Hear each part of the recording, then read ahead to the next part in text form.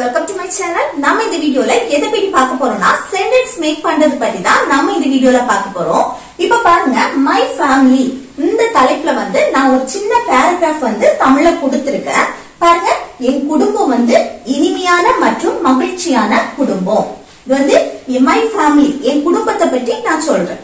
அடுத்து என் குடும்பத்துல 4 பேர் உள்ளனர். அவர்கள் யாரெல்லாம்? என் அப்பா, அம்மா, சகோதரன் மற்றும் நான்.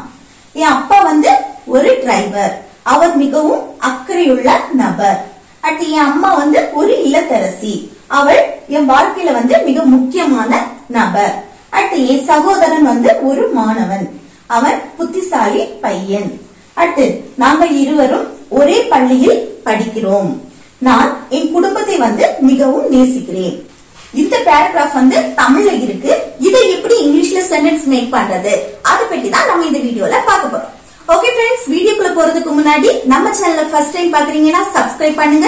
இந்த வீடியோ உங்களுக்கு பிடிச்சிருந்தா லைக் பண்ணுங்க. ஓகே, இந்த வீடியோக்குள்ள போகலாம். ஓகே, இது நம்ம ஒவ்வொரு சென்டென்ஸா தனித்தனியா பார்க்க போறோம். இப்ப பாருங்க, இந்த பேராகிராஃபா இருந்ததுல நான் ஒவ்வொரு சென்டென்ஸா நான் தனித்தனியா எழுதிட்டேன். அதுல ஃபர்ஸ்ட் ஒன் பாருங்க, என் குடும்பம் ஒரு இனிமையான மற்றும் மகிழ்ச்சியான குடும்பம். இப்போ என் குடும்பம் என்னது? ஒரு இனிமையான மற்றும் மகிழ்ச்சியான குடும்பம். இது எப்படி சென்டென்ஸ் மேக் பண்றதுன்னா, என் குடும்பம் அப்படின்னா மை ஃபேமிலி. ஓகே, என் குடும்பம்னா மை ஃபேமிலி.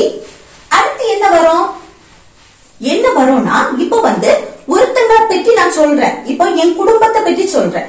இப்படி ஒரு விஷயத்தை பற்றி சொல்லும் போது அங்க என்ன யூஸ் பண்ணணும்னா be verb யூஸ் பண்ணணும். be verb என்ன? am, is, are, was, were, will be. Okay, இந்த be verb தான் யூஸ் பண்ணணும். இப்போ அந்த விஷயத்துல ஒரு செயல் நடக்கு அப்படின்னா அங்க ஆக்ஷன் verb. இது என் குடும்பத்தை பற்றி சொல்றேன். இப்படி ஒன்ன பற்றி சொல்றேன் அப்படின்னா அங்க என்னது யூஸ் பண்ணணும்? be verb, அதாவது auxiliary verb யூஸ் பண்ணணும். இப்போ am எங்க யூஸ் பண்ணணும்னா தன்னை பற்றி மட்டும் பேசும்போது am யூஸ் பண்ணணும். இப்ப நான் யாரை பற்றி பேசுறேன்? என் குடும்பத்தை பற்றி, my family. அப்ப என் குடும்பத்தை பற்றி பேசும்போது is, are, was, were இதை யூஸ் பண்ணலாம். ஆனா is are எங்க யூஸ் பண்ணணும்னா பிரசன்ட்ல. இப்போ என் குடும்பம் ஒரு இனிமையான மற்றும் மகிழ்ச்சியான குடும்பம்னு சொல்றேன். அப்போ இது என்னது? பிரசன்ட்ல நடக்கக்கூடிய சிச்சுவேஷனை பற்றி நான் பேசுறேன். இது என் குடும்பம் இனிமையான மற்றும் மகிழ்ச்சியான குடும்பமா இருந்தது அப்படின்னு நான் ஆல்ரெடி நடந்தத பாஸ்ட் பத்தி பேசுறேன் அப்படின்னா was இல்லனா were யூஸ் பண்ணணும். ஓகே, was உம் were உம் பாஸ்ட் பத்தி பேசுறதுக்கு, is உம் are உம் பிரசன்ட் பத்தி பேசுறதுக்கு. அதுல is எப்போ வரும்னா இந்த சப்ஜெக்ட் இருக்குல்ல, இது சிங்குலர் நவுனா இருக்கும்போது.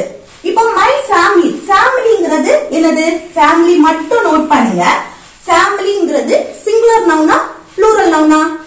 Singular noun. அந்த ஃபேமிலில இப்போ அம்மா, அப்பா, தாத்தா, பாட்டி ஒரு ஃபேமிலில இருக்காங்கன்னா அது ஒரே ஒரு ஃபேமிலியா இருக்காங்க அப்படின்னு சொன்னா அது சிங்குலர் நவுன். இப்போ ஃபேமிலிஸ், இப்போ என் குடும்பம், இல்ல எங்க பெரியப்பா குடும்பம், எங்க பெரிய சித்தி குடும்பம், எங்க மாமா குடும்பம், இப்படி எல்லாம் இருக்கும்ல. ஒரு 2-3 குடும்பங்களை மென்ஷன் பண்ணும்போது, ஒண்ணுக்கு மேற்பட்ட குடும்பங்களை மென்ஷன் பண்ணும்போது அப்ப என்ன யூஸ் பண்ணணும்? My families. அப்போ ஃபேமிலிஸ் யூஸ் பண்ணலாம்.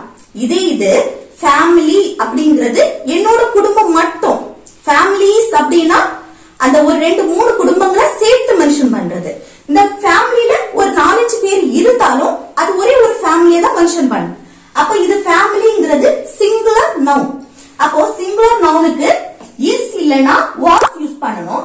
இஸ் எப்போனா பிரசன்ட் பத்தி பேசுறதுக்கு. நான் இப்ப பிரசன்ட்ல தானே சொல்றேன்.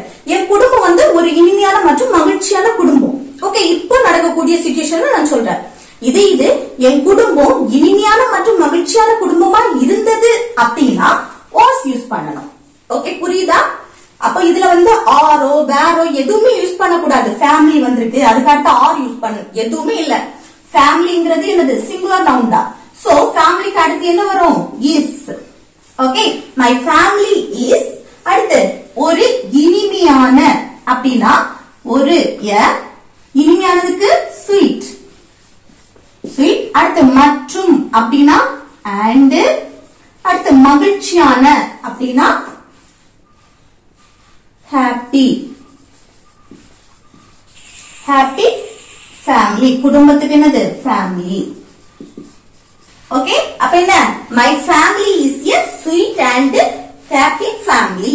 ஓகே, அடுத்து பாருங்க என் குடும்பத்தில் 4 பேர் உள்ளனர். என் குடும்பத்துல 4 பேர் உள்ளனர். அப்ப என் குடும்பத்துல அப்படின்னு சொல்லும்போது my family எழுத முடியுமா?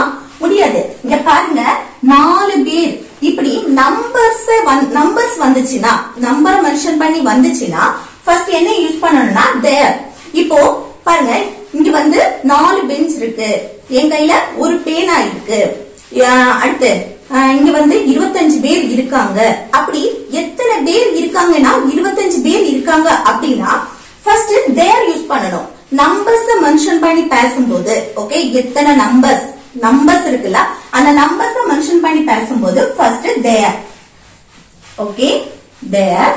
அடுத்து இஸ் வருமா, there இஸ் வருமா, there ஆர் வருமானா இங்க 4 people 4 பேர் இருக்காங்க, ஒண்ணுக்கு மேற்பட்டவங்கள மென்ஷன் பண்ணுது. அப்ப ஒண்ணுக்கு மேல்னு சொன்னா இங்க ஆர் வரும். ஒரே ஒருத்தவங்கள மென்ஷன் பண்ணா there is. இப்போ 4 பேர் இருக்காங்க, அப்ப there are 4 பேர், 4 people. இங்க வந்து எஸ்ஓ எதுவுமே போடக்கூடாது, பீப்புள்ங்கிறதே ப்ளூரல் தான். ஓகே, அப்ப 4 people எங்க என் குடும்பத்தில். அப்ப இல்ல என்ன my family. Okay, my family. அதுக்கு இடையில ஏதாவது வருமா? வரும். என்ன வரும்னு சொல்லுங்க பாப்போம். there are 4 people in my family. in எதுக்கு வரும்னா நல்ல கவனிக்கணும். இப்ப பாருங்க என் குடும்பத்துல 4 பேர் உள்ளன. அப்ப குடும்பத்துக்கு உள்ளாடி தானே 4 பேர் இருக்காங்க. இப்படி ஒண்ணுக்கு உள்ள, இப்ப பாருங்க ஒரு ரூம் இருக்கு, அந்த ரூமுக்குள்ள நான் நிக்க அப்படின்னா அதுல இன் வரும். அதே போல கிச்சன்ல நான் நிக்க அப்படின்னா கிச்சனுக்கு உள்ளாடி தானே நான் நிக்க, அப்போ அதுல என்ன வரும்? இன் வரும். பாக்ஸுக்குள்ள புக் இருக்கு, அப்ப பாக்ஸுக்கு உள்ள அப்படின்னு சொல்லும் போது அங்க என்ன யூஸ் பண்ணுவோம்? இன் யூஸ் பண்ணுவோம். இப்படி ஒண்ணுக்கு உள்ள அப்படின்னு சொல்லும் போது அங்க என்ன யூஸ் பண்ணுவோம்னா இன் யூஸ் பண்ணுவோம். அப்போ my family, அந்த ஃபேமிலிக்குள்ளாடி தான் 4 பேர், நாங்க 4 பேர் இருக்கோம். அப்ப அந்த ஃபேமிலி அப்படிங்கிறதுக்கு முன்னாடி என்ன வரும்? இன் வரும். in my family. ஓகே, அப்போ there are 4 people in my family. Okay, அடுத்து பாருங்க அவர்கள் என் அப்பா, அம்மா, சகோதரன் மற்றும் நான். இப்போ என்ன என் குடும்பத்துல 4 பேர் இருக்காங்க. அவர்கள் யாரெல்லாம்? என் அப்பா, அம்மா, சகோதரன் மற்றும் நான். இதுல அவர்கள் அப்படின்னா என்ன? they. அவர்கள்னா they. அடுத்து என்ன வரும்? இது வந்து என் குடும்பத்துல இத்தனை பேர் இருக்காங்க அப்படின்னு சொல்றேன். அப்போ இதுல வந்து எந்த செயலும் நடக்கல. அப்போ இதுல வந்து எத்தனை பேர் இருக்காங்கன்னு சொல்லிட்டு அப்பா, அம்மா, சகோதரன் மற்றும் நான் மட்டும்தான் சொல்றேன். அதுக்கு என்னது? இந்த be verb தான் யூஸ் பண்ணுவோம். இந்த they வந்துச்சுன்னா அடுத்து என்ன வரும்? இது வந்து என்னது? இப்போ நடக்கக்கூடிய விஷயத்த நான் சொல்றேன், நடந்து முடிஞ்சதை பத்தி இல்ல. இப்போ இப்படி அப்பா, அம்மா, சகோதரன் மற்றும் நான் இருக்கிறோம் அப்படின்னு. அப்போ என்ன வரும்னா ஆர் வரும். they வந்துச்சுன்னா R. they are my father. ஏன் அப்பா அப்படின்னா my father, mother,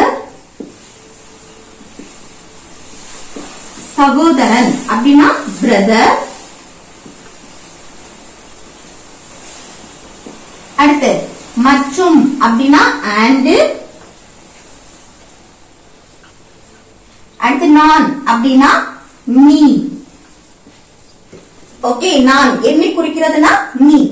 they are my father, mother, brother and me. Okay, புரிஞ்சுதா? my family is a sweet and happy family. there are 4 people in my family. அடுத்து they are my father, mother, brother and me. அடுத்து பாருங்க என் அப்பா ஒரு driver. இது வந்து என்னது? என் அப்பாவோட பொசிஷன், அவர் என்னவா இருக்காரு அப்படின்னு சொல்லிட்டு சொல்றேன். அப்போ என் அப்பா அப்படின்னா என்னது? my father. அடுத்து என்ன வரும்? என்னோட அப்பா வந்து டிரைவரா இருக்காரு அப்படின்னு தான் நான் சொல்றேன். ஓகே, அவரோட நிலை பொசிஷனை சொல்றேன். அப்போ be verb தான் யூஸ் பண்ணுவோம். அப்போ my father வந்திருக்கு, அவர் இப்பவும் டிரைவரா இருக்காரு. அப்ப நம்ம பிரசன்ட் பத்தி பேசுறோம். பிரசன்ட் பத்தி பேசும்போது is இல்லனா are வரும். அல்ல my father, மை ஃபாதர்ங்கிறது என்னது ஒரே ஒரு ஆளை மென்ஷன் பண்ணுது. அப்ப ஒருத்தங்களை மென்ஷன் பண்ணும்போது இஸ் வரும். மை ஃபாதர் இஸ் ஒரு டிரைவர். அப்போ இஸ் a டிரைவர். ஓகே, அடுத்து பாருங்க. அவர் மிகவும் அக்கறையுள்ள நபர். அவர்னா யாரு? என்னுடைய அப்பா. ஒருக்கா என் அப்பாவை பற்றி பேசியாச்சு, திரும்பவும் என் அப்பாவை பற்றி பேசும்போது மை ஃபாதர்னு போட வேண்டிய அவசியம் இல்ல, அவர் அப்படின்னு சொன்ன போதும். அவர்னா இங்கிலீஷ்ல என்னது? he. ஓகே, இப்போ வயசுல சின்னவங்களை பற்றி பேசும்போது அவன் அப்படின்னு சொல்லலாம். இது மை ஃபாதர், அப்பானா மரியாதை கொடுத்து பேசுறதுனால அவர்.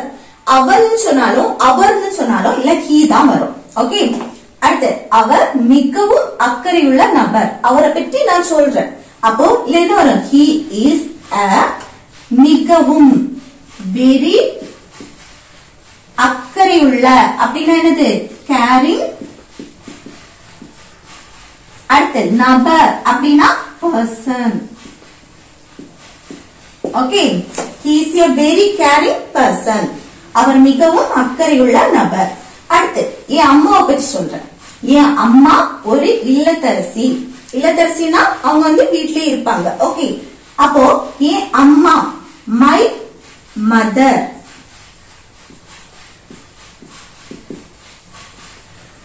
அப்போ இப்போ இருக்கக்கூடிய சிச்சுவேஷனை சொல்றேன், அவங்களோட நிலையை சொல்றேன். அப்ப மை மதர் இஸ் a ஒரு இல்லத்தரசி. Is a homemaker. இல்ல ஹவுஸ் ஒய்ஃப். ஹவுஸ் ஒய்ஃப்ங்கிறது நம்ம முன்னாடி போடுவோம். அவங்க வீட்ல இருந்தாலே நம்ம வேலைக்கு எல்லாம் போகல, அவங்க வீட்லயே தான் அப்படின்னா ஹவுஸ் ஒய்ஃப். ஆனா இப்ப ஹவுஸ் ஒய்ஃபுக்கு பதில் ஹோம் மேக்கர் அப்படின்னு சொல்லிட்டு போடுவோம். ஓகே, அடுத்து அவள் என் வாழ்க்கையில் மிக முக்கியமான நபர். யாரு? எங்க அம்மா. என்னுடைய அம்மா வந்து என் வாழ்க்கையில மிக முக்கியமான நபர். அப்போ மை மதர்னு ஒருக்கா அவங்கள சொன்னாச்சு. அடுத்து அவங்கள திரும்ப சொல்லும்போது அவள் அவங்க அப்படின்னு சொல்லும்போது she. ஓகே, மை மதருக்கு என்ன சொல்லுவோம்? she. she. அடுத்து என் வாழ்க்கையில் மிக முக்கியமான நபர். அப்போ she is the மிக முக்கியமான நபர். she is the most. மிக அப்படின்னா most முக்கியமான, important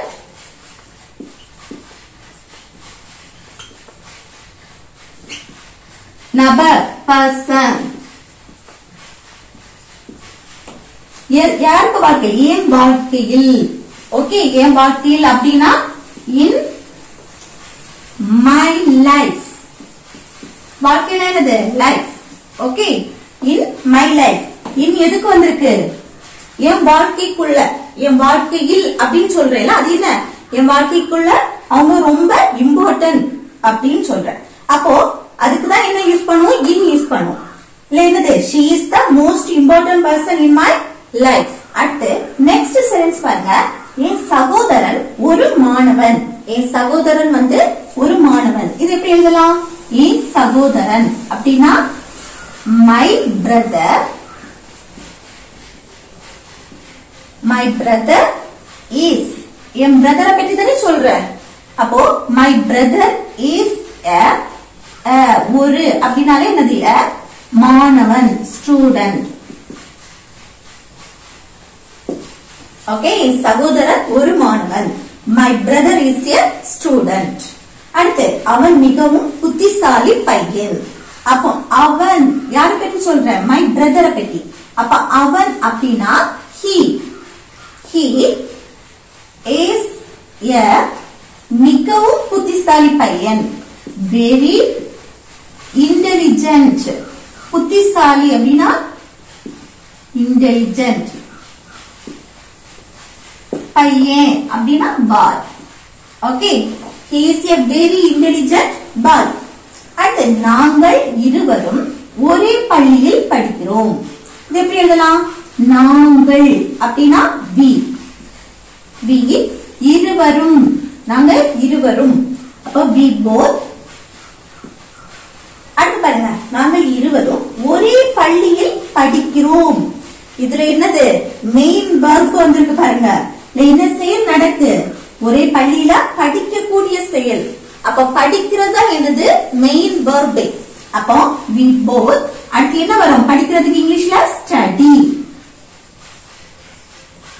ஓகே ஸ்டடி ஒரே பள்ளியில் அப்போ இந்த சேம் ஒரே அப்படினாலே என்னது சேம் ஸ்கூல்.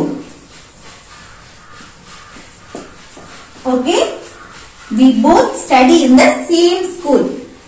இப்போ இன் எதுக்கு யூஸ் பண்ணுவோம் பள்ளியில படிக்கிறோம் அந்த பள்ளிக்குள்ளாடி தானே நம்ம படிப்போம் அப்ப அந்த பள்ளிக்குள்ள அப்படி மென்ஷன் பண்ணும்போது இன் வந்துரும். Okay we both study in the same school.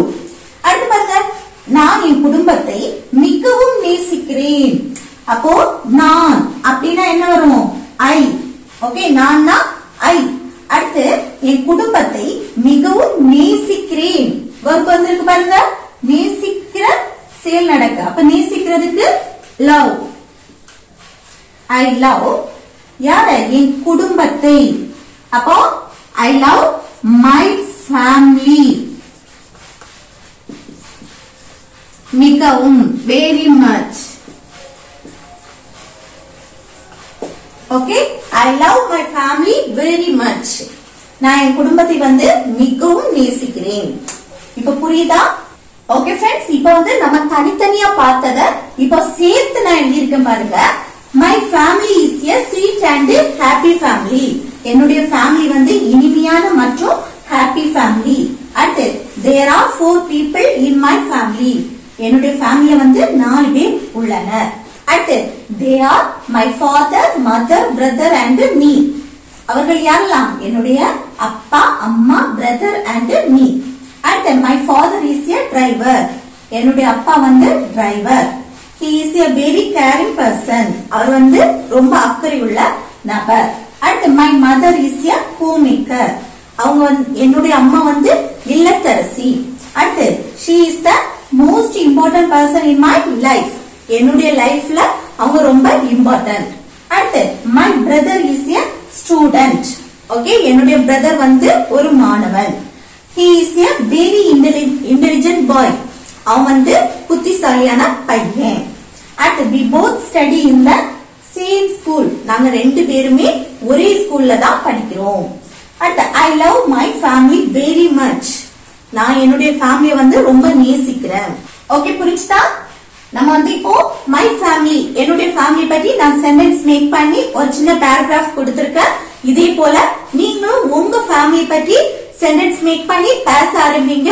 Okay friends இந்த வீடியோ உங்களுக்கு பிடிச்சிருந்தா லைக் பண்ணுங்க, ஷேர் பண்ணுங்க, கமெண்ட் பண்ணுங்க. ஓகே நெக்ஸ்ட் வீடியோல பார்க்கலாம். Thanks.